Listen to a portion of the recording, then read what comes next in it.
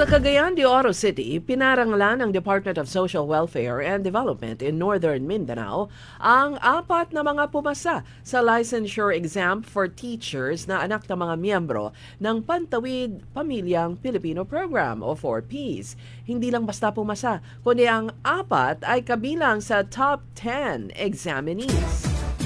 Sa Dinagat Islands, nakipagpulong kay Governor Nilo Demere Jr. ang mga opisyal ng Philippine Ports Authority kaugnay ng isinusulong nito na modernization program ng Cagdignanao Port.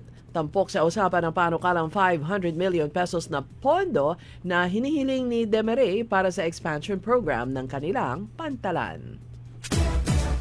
Sa Zamboanga City, naaresto ng PNP sa Region 9 ang 3 mga high-value target sa ikinasang law enforcement operation at pagkakakumpiska ng 34 million pesos na halaga ng shabu.